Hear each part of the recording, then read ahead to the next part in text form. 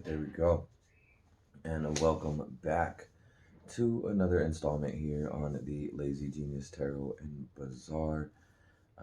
Again, my name is Alex, and if you're new here, thank you for making this the first stop on the channel.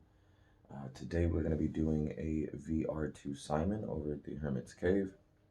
It is going to be to the hashtag my top 5 faves.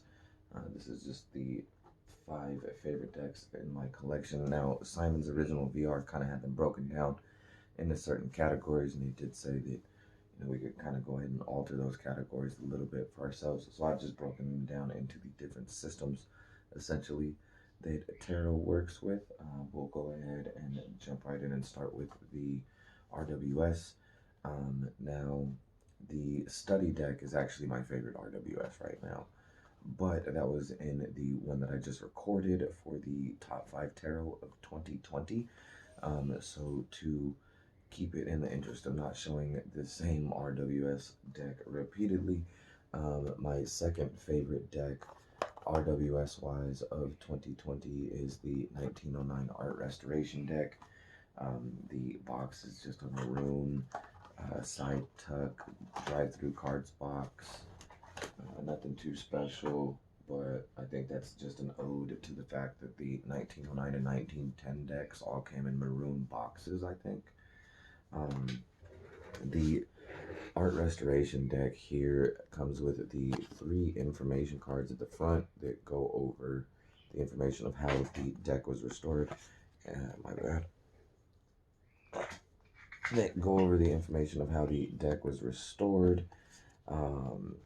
And then the restoration information cards have the line work backs, and then you've got sort of an art card with the 1909 logo back, and then we've got this averaged major card, which is pretty much all of the major arcana averaged into one image. I would actually use this in the deck as sort of an intuitive major arcana card, but the back is actually red, and the back for these guys is that blue roses and lilies back. And of course, this is just a normal RWS deck. One thing that I do want to note is this is a full-on restoration of the 1909, and of course we've all seen these cards. However, the placement, and I haven't done anything to the order of these cards, of the Fool comes between Judgment and the World, unnumbered. And that is the placement of the Fool that would have been handed down from Eliphas Levi and his writings on the major arcana. We will dive deeper into that in future videos, but just something that I wanted to point out. If this deck is ordered in the same order that the 1909 Roses and Lilies deck is, that he used in the restoration and scanning process to create this, then that is sort of a note or an ode to take note too of where AE8 originally placed that Fool card as far as like the actual order of the deck is concerned. I don't know, just something that I've been looking into. The placement of the Fool in the deck has been a real interesting rabbit hole for me since I started learning tarot. My second deck on my top 5 faves list, we're going to go into my favorite Marseille deck. My favorite overall Marseille deck purchase this year is still the Jean Dodal by Jean-Claude Flournoy. And this was actually purchased directly from the Flournoy family, so they are still the ones producing this deck and distributing it themselves. I got the link for it from Justin over at Justin Michael Tarot. Thank you, by the way, for that. Again, still one of my favorite decks. That's the box for it. Here is the deck itself. Now, this is going to be I want to say about a quarter of an inch taller than a tarot deck, and about a little under maybe an eighth of an inch wider, possibly a little over a quarter of an inch taller. This is a type 1, of course, because it's a doll. Here's your first, second, third, and fourth markers for type 1. They do happen all in a row there. I won't go through the whole deck, but this is definitely my favorite Marseille deck purchased this year. Something about the card stock and the card size. I think the card size is what kind of put it over the top in comparison to some of the others, because I've got some handmade, historic restoration or historic recreations, or reproductions, I guess would be the better word for that, historic reproductions, that are amazing decks, right? But it's the size of these cards mixed with everything else. It's got the quality of one of those other handmade decks. Um, but it's a really nice, simple, effective, classical Marseille deck. You know, definitely like it. And that is my favorite Marseille. On to spot number 3 would be my favorite Thoth deck, which currently is the Tarot of the Spirit. This is by Pamela and Joyce Eakins. I think that's a mother-daughter combo. One wrote the book, the other did the cards. This is a dope deck. This is the 93 vintage copy, and I bought it from the same place that I get most of my other vintage decks from. The cards are basically unused, still in perfect condition. Show you a few of the cards here. This is going to be my favorite Thoth-based deck right now. Not necessarily in order, because I have been playing with them and moving the cards around a little bit. But definitely a really well done deck. The book for this deck is amazingly thick. It's actually thicker than my Book of Thoth, even. It's, it's a thick book. Overall, I really like this deck. And then when I do my deep dive into the Thoth system, this will probably be one of the main decks that I use. And then the 4th spot on the top 5 faves is actually going to be a deck that operates on the continental esoteric system. And that's going to be the Tarot of the Holy Light. Here's the box for that. I actually keep it in this bag, which goes pretty well with the box. And then also goes pretty well with the deck. Here's the backs with the moons on there. And then you can see just by the Fool card that it seems to already fit the aesthetic of the colors in the deck, which you'll notice as I go through. This again is a continental esoteric system. This is an amazing deck. Sorry about that, that's my list there. But this is an amazing deck. It has so much information in each one of the cards to unpack. Definitely a cool deck to work with. It's an interesting system. It predates Thoth. Some people will even tell you that the continental esoteric system can be predated or dated all the way back to, some of the earliest times in tarot. They have found evidence of the system that is the continental esoteric system. But again, yeah, keep it in this bag.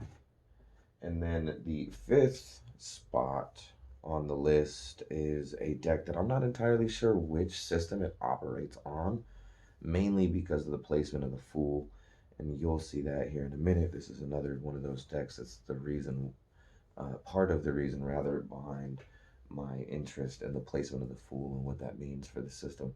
Here's the bag that I keep this particular deck in. It fits with the aesthetic really well.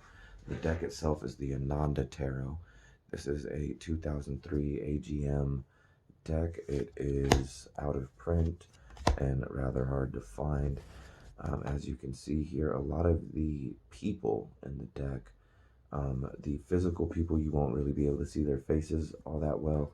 And then the ones that you can are going to either be really ethereal, like this, or like a hazy, statuesque image like that.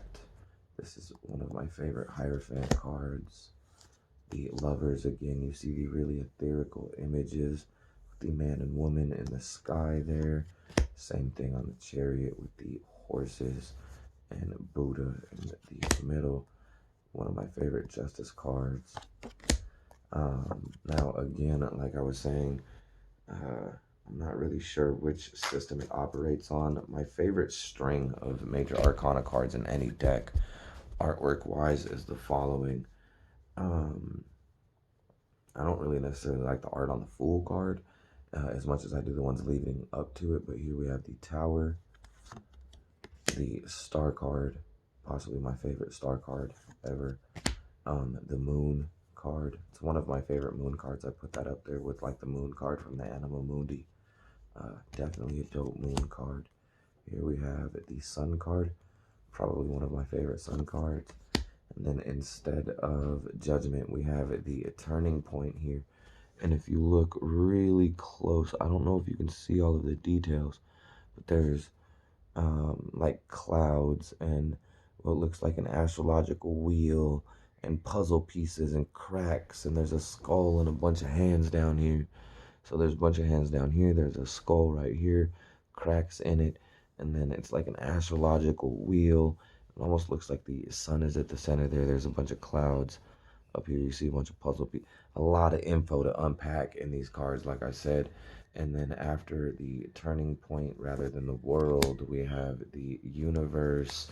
And then we have the Fool, which is actually numbered at 22.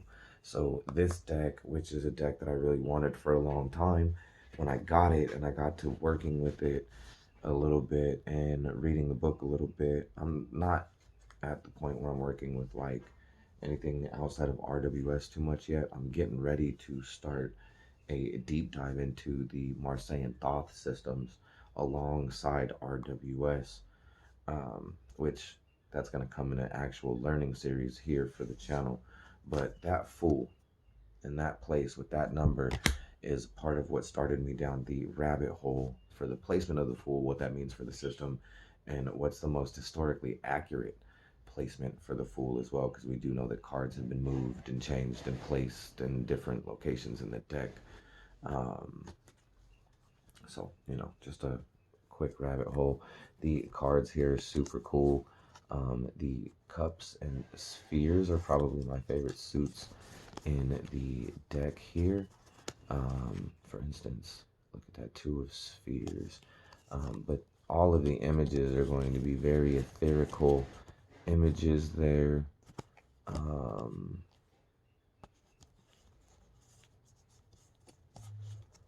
You know, the wands are actually flames, and in this deck all of the flames are beams of light somehow. So it's a very, the spheres are my favorite suit in the deck. Very ethereal, like I said.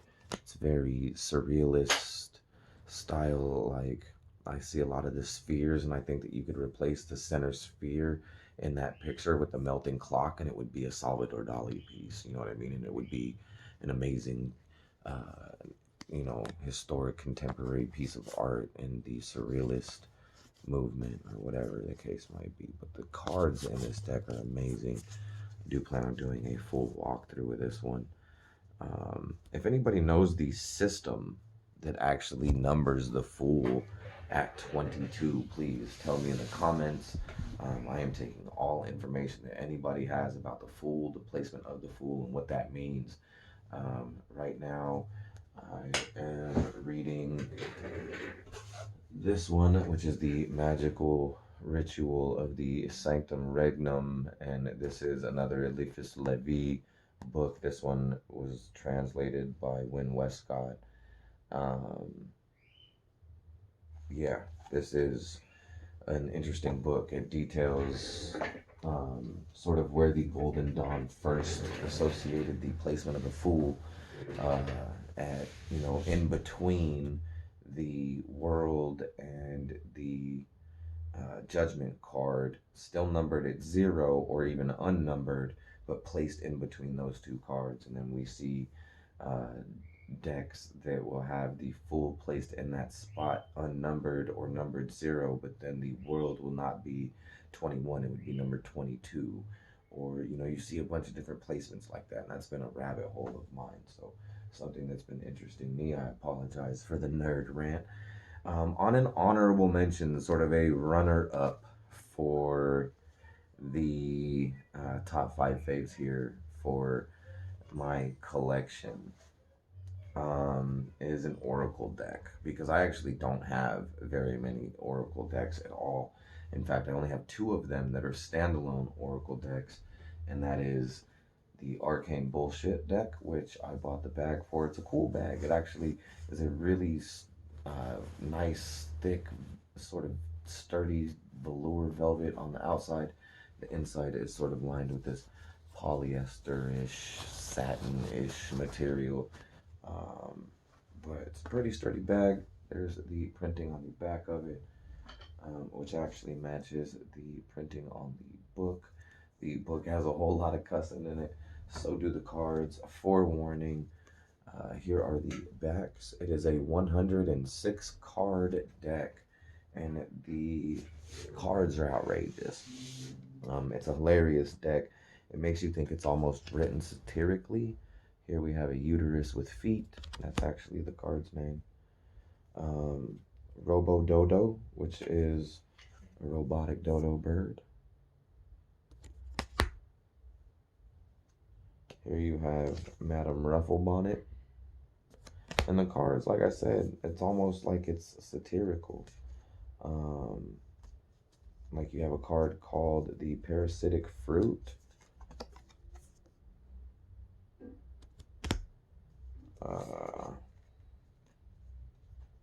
This is a funny one. It says the card's name is You're So Fucking Fucked.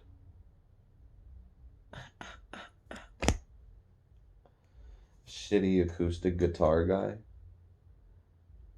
And what's crazy about this deck is, even though it's seemingly written in a satirical fashion, even when you read the guidebook, it's almost written as if they're making fun of reading cards. Like, big sexy Satan. Look at this fucking hourglass. A giant sperm fighting a dove. The beefcake.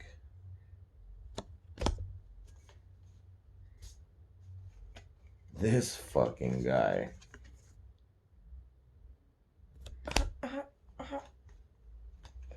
This card's hilarious. Make up your goddamn mind. But see, the funny thing about it is, even though it's written in a very satirical fashion, almost as if they're making fun of Oracle decks or whatever, if you actually take time to sit with it or whatever and digest whatever satirical is written in the book, it actually reads really well. Only it doesn't pull punches. Like, this deck doesn't, it don't mince words whatsoever. It's some beast, actually. It's a really cool deck. This is a woman breastfeeding a VCR. Half price hot wings.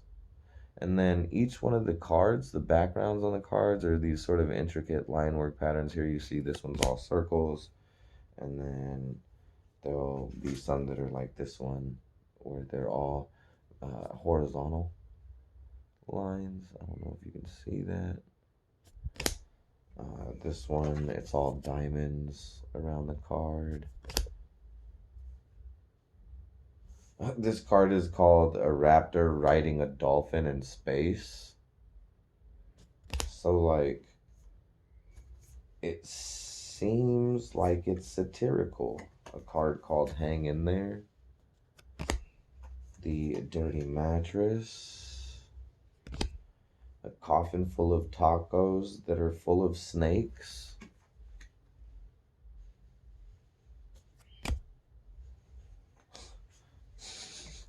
The Flop Key. Alright, I'm gonna stop. This deck. Okay. Hold on. One last one. One last one. It says this card is definitely about sex, and the image is a monkey holding an egg with a snake on his head, looking at a noose.